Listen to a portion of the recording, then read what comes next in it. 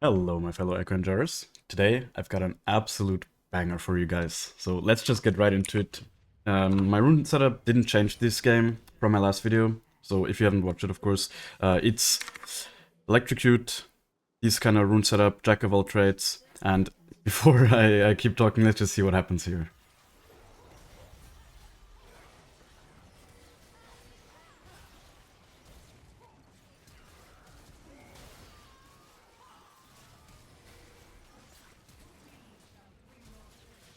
Game over, right? Like, GG, enemies got 4 kills, we got 0. My W, I mean, I stunned all 5 of them, but the Victor W caught us off guard. All of us got stunned, and, well, we couldn't really do much. I guess, I don't know, the Pike didn't charge his Q when we were stepping into the brush here, so that was a bit of a mistake by him. So despite our kind of good level 1 team, we still lose. And as you can see, the enemies are up 1.5k gold. So this is an interesting video, guys, because these kind of games, you know, of course, if you start on the back foot, how do you actually win? Thing is, in this game, I knew we were gonna win, you know? Like, I knew we were gonna win, and for the simple fact that I always lose these games when I'm on the other side of it. And I think my theory for this is that people, when they have these early leads, first of all, they get complacent.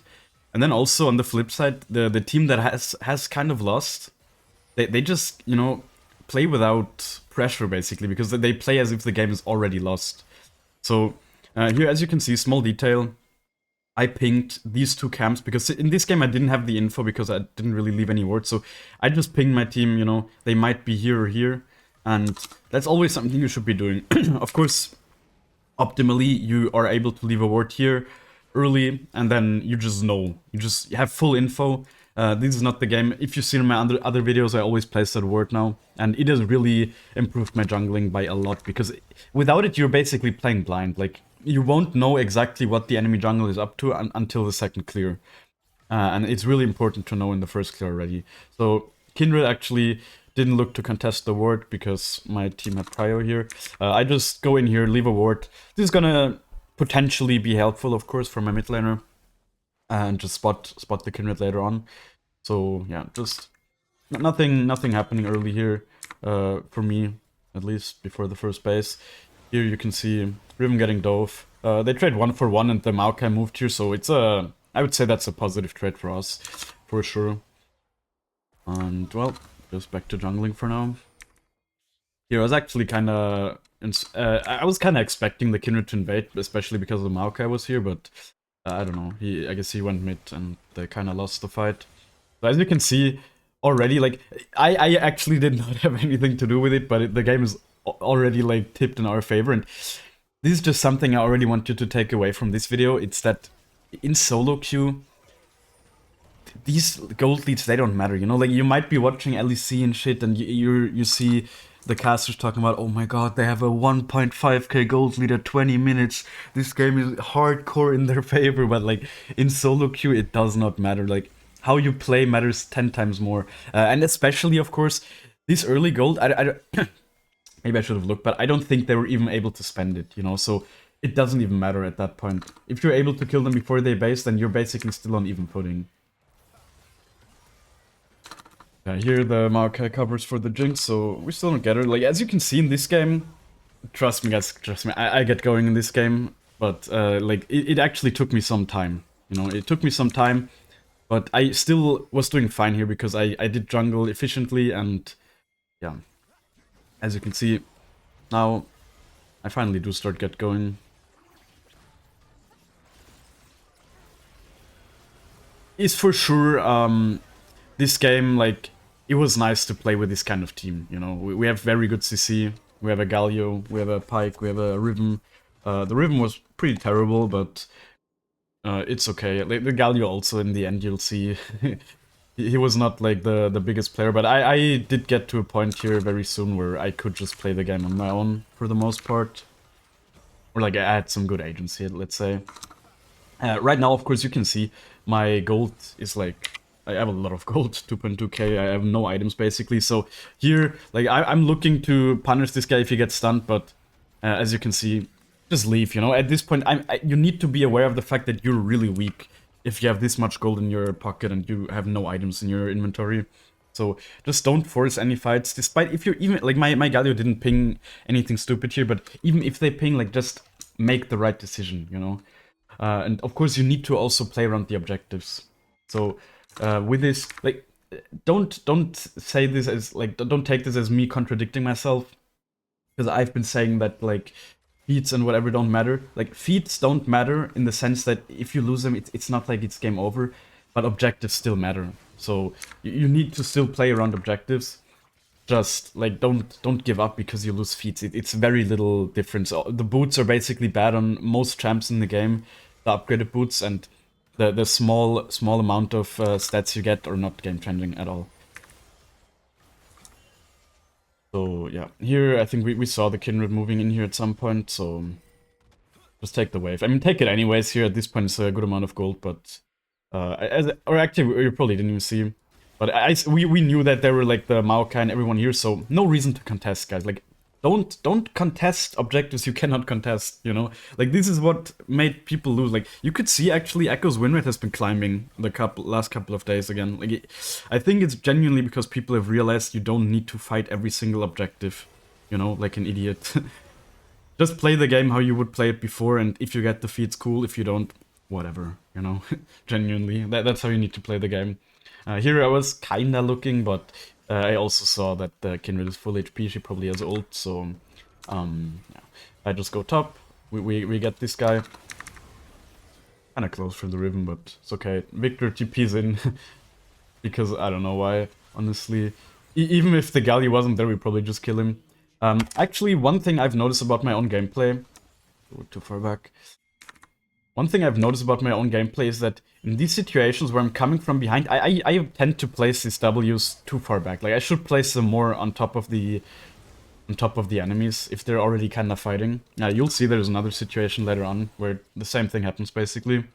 So that's for sure something I'll take away from my own gameplay. Here, of course, I knew the Kindred was gonna move. We saw her moving from mid. So now, as you can see, I'm just fighting her, actually, because I am pretty strong here. By the way, if you see, the Kindred plays Grasp, so there's a good chance that I actually lose this if she has a good rune. Like, let me actually see how much her Grasp did this game so far. Like, can I see it somewhere? Right. Can I see somewhere, like... Okay, so she gained 33 HP. Yeah, so, like, another rune, I probably lose this fight, actually. But, well, that's awareness you can have as well. Like, I knew, of course, this guy had Grasp, so I knew he was probably a little bit weaker than he should be. And I just took advantage of it. And guys, if you're playing in lower elos, for sure, you're there's gonna be a lot of games where people take stupid runes, they make stupid decisions, so just, you need to learn to take advantage of it. Here's actually gonna be the next situation where I just place my W too far back. As you can see, I place it here. I mean, okay, to be fair, if this guy actually runs away, then it's a solid W, but I guess I just should expect him to not really be able to run away at this point. Here, pretty important, push the wave for sure. Like, it is a wave that the enemies just lose, you know? I need to reset because of the break, but otherwise I could have definitely kept pushing here as well. So as you can see right now, I have Magi's. I'm pretty enabled this game. So we're able to just fight the drakes, or like not even fight, just get the drakes. And yeah, here, obviously just placing a W to see if they maybe do something stupid, but if they don't, you know, don't force anything. That's super important, and I think that's something I've finally gotten back into, like, building a habit out of, you know. It's just not letting my intrusive thoughts win and not taking, like, stupid fights. You know, here again, just pushing the wave, because if I don't push this wave, what will happen is enemies push the wave and they might just get the tower, because my team is moving as well. You know, so don't feel bad about taking waves as a jungler in these situations, because if nobody else is there to collect them, just do it. And in this game, anyways, like, nobody is gonna complain about me getting more fat. You know, and if they do, they're a bitch, I'm gonna mute them. So it's like, that's how you need to play the game as Ekko. Just like, don't feel sorry for taking kills or taking gold. Ekko is a champ that uses gold very, very well. Here, of course, like, again, don't take any, like, risky fights with the Magi's here. maybe we could have won it, but it's definitely not a guarantee at all. Kindred still has ult here, so I'd much rather just be able to stay on the map and clear my jungle. Here, actually, in chat, someone was asking me, why don't you go over and steal this? I'll show you in a second, basically. Well, it's obviously, like, yes, there's an argument to be made, like, maybe I could have stolen, but again, it's not guaranteed, and there's a chance I have to flash out or whatever, because they have stuff like Volibear that just point-to-click CCs me, so, you'll see here in a second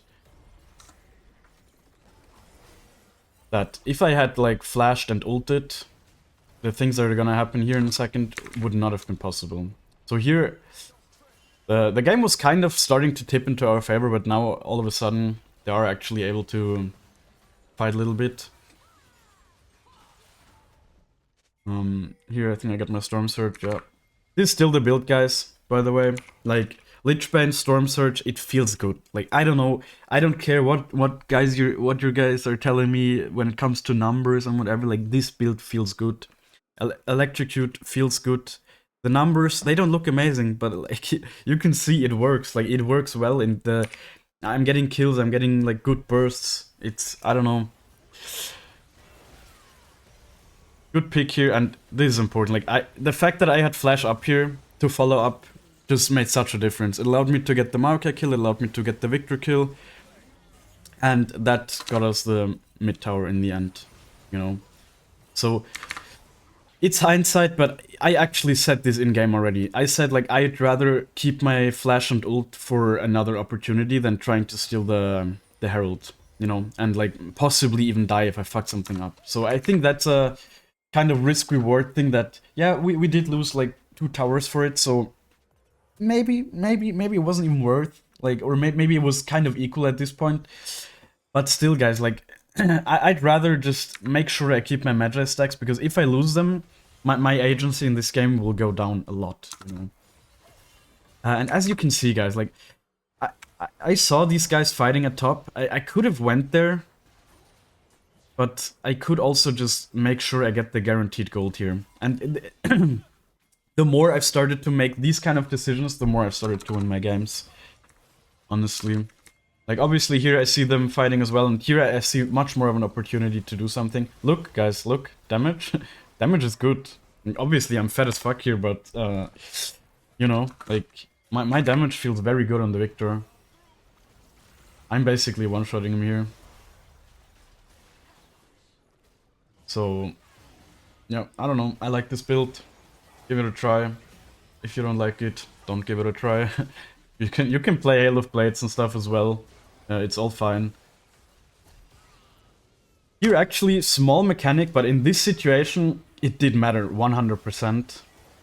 And that is, as you will see, is doing the E-Auto attack reset here, you know? So, you can see, like, okay, it might have not... it might actually have mattered, you know? But, like, as you could see, like, I was auto-attacking and then doing the E very quickly after, so it resets the auto-attack timer. Like, you don't have a lot of attack speed with this build, so doing this can make the difference. And the Jinx was buffed up here after getting a kill, so she might have actually killed me if I hadn't done that. Now that's for sure something you need to incorporate into your gameplay if you don't already have that, or if you're not already doing it. And here, of course, guys, Adakan, such a joke of an objective. I literally played against a Diana yesterday that had Nashor's and Banshee's second item, and she just soloed it. So she had a defensive item second, and she just soloed it. I don't know why I went so low here, to be honest. Like, actually, I don't know.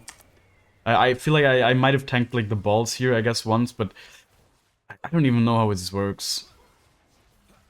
I guess I got hit by too much, and that's why I got debuffed. I don't know, the Galio should have just tanked it, honestly. This Galio, he played fine in the early game, but he just really stopped playing later on. So we have to give up a bunch of the roses here because of it, because I'm so low. And we just kind of have to give up the fight as well. Here, I kind of unlucky that I got hit by the E, and then the Pike just hand-delivered the Volibear on top of me, so I do actually die. I could have ulted back, but then I would have been on top of these guys, so I don't think it would have made much of a difference. Like, maybe I could have killed one of them, I don't know. didn't really matter too much. Like, of course, I at this point dying, obviously, like, I gave a 1k shutdown. That's for sure impactful. But for me personally, like, for my feeling how much agency I have in this game, it actually didn't matter too much. Like, I was still strong. Also, side note here, the boots. Let me just go back a little bit. I think it was before Arakan. Okay, they have not implemented Arakan into the timeline. As you can see here, we're going out of base. Just to make sure, because, guys, the boots, they suck. Like, don't prioritize the boots. How far back did I go? What the fuck? I only pressed it like 4 times. Wow, how far back did I go? Is it like... What? Okay, that's weird. Yeah, here it is.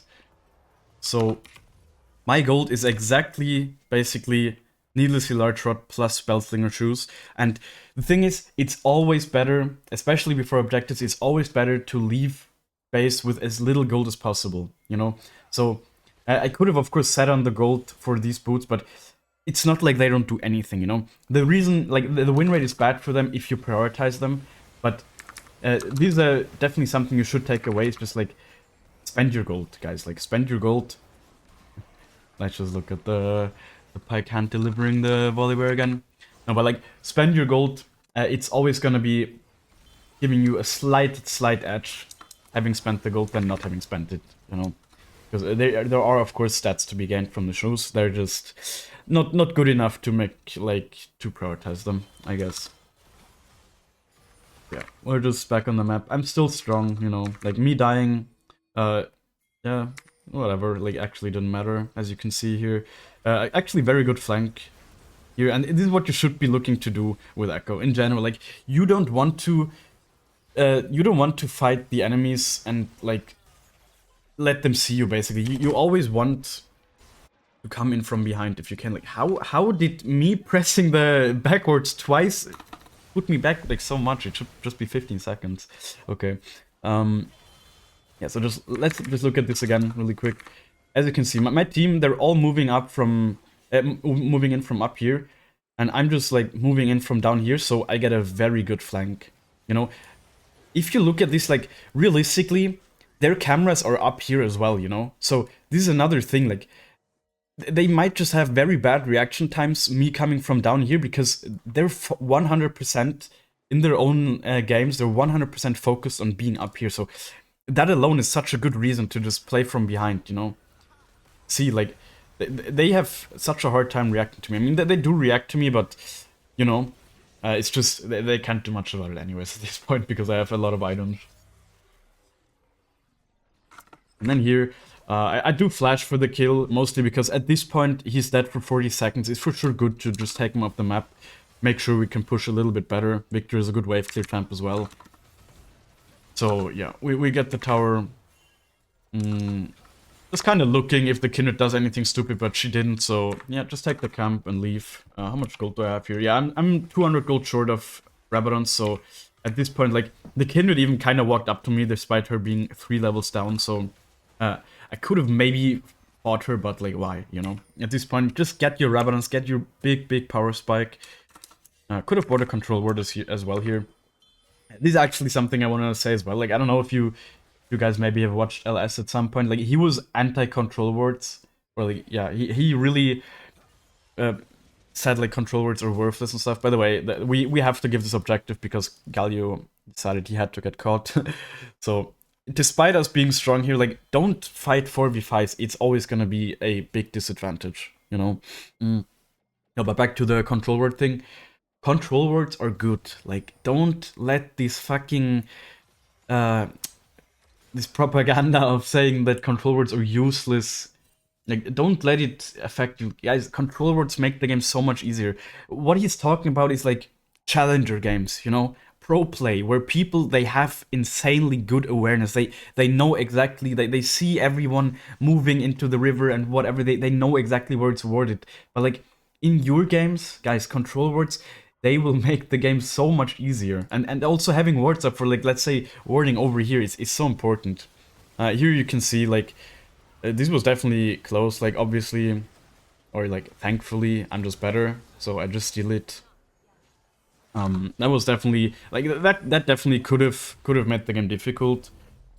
But Ekko is a good champ at stealing. Like that even didn't have much to do with with Ekko. I didn't even auto attack. I just smited it away. But yeah, you can see here.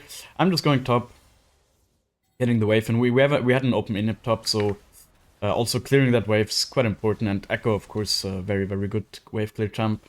Yeah, get that tower. And you'll see here, like, in a second, that the game, it starts getting into a little bit of an annoying state here, because my Galio is just a huge pussy, and he just never engaged, like, I don't know why. All these... This is another thing I need you to take away is, with Ekko, you don't want to be the engaged champ. You just don't. Like, you don't want to be the first engaged champ, because then what happens is, the enemies will use all their spells on you, you know? And if they have all these CC spells and whatever they can use, like the Maokai W, for example, you want that to be out when you're fighting. It's that simple. Like, your idiot teammates, they might say like, "Oh, you're a KDA player, you're just baiting." But like, no, that's just how you need to play Ekko. Like, you just need to play Ekko that way. Otherwise, you're not playing him at good efficiency, because Ekko is an OP as fuck champ if he's not CC'd, you know, and if he's fat. So like, just, you know, play slow, let your team tank some of the engage, and then clean up. That's how you need to play Ekko. And that's another mistake I did in a lot of my early season games. I just didn't play with enough patience, so I just basically was the one engaging. So in these fights, you can see what I'm mostly doing is playing with my W and then like throwing Qs at enemies. And with these items, honestly, and like with Red Smite, my Qs do hurt a little bit.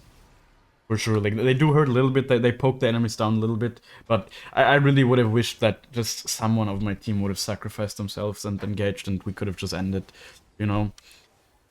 Like, the Galio just, he would have just... He should have just engaged, like, maybe he would have died, but we would have just aced them. And I mean, you'll see, of course, as you can imagine, probably we win this game. Otherwise, I wouldn't upload it to YouTube. But you'll see, of course, that in the fight we do win. He does finally engage. Here, actually, we are kind of the ones getting engaged, so we lose the fight. Also, Rhythm isn't here with us. He's pushing. So yeah, I just need to escape, of course. Like dying now, still probably wouldn't lose the game. We're quite ahead at this point, but it would for sure not be good. You know, it probably would have even... If I die late, of course, I actually am not at the Drake. So, yeah, here... The enemies were getting a little bit impatient here, actually, you'll see in a second. Like, the Volibear, at least. I don't know what he's doing, he's just going in alone. So, we just get him right off the bat, huge mistake by him. And, yeah, now... You can see, like, the Galio is finally kind of starting to play. Like, just after we get the soul, he feels like he's a champion again. I don't know. Like, this could have happened the whole time, you know? Basically, him just going on the ADC or something. But, yeah, now, of course, we just get them. We end the game. GG. Despite us giving 4 kills level 1, we just... It was kind of a stomp, honestly. Like, the enemies were never really in a position to really pressure us, despite, like, or like, except for getting these, like, inhibs a little bit, but it was never really in a scary spot. And yeah, that's how you win games, despite being down early. Just play your game, don't get tilted, don't force any stupid plays, you know, just play around opportunities and you'll win games. So I hope you could take away something from this video. If you did, be sure to leave a like and watch the next one. Bye bye.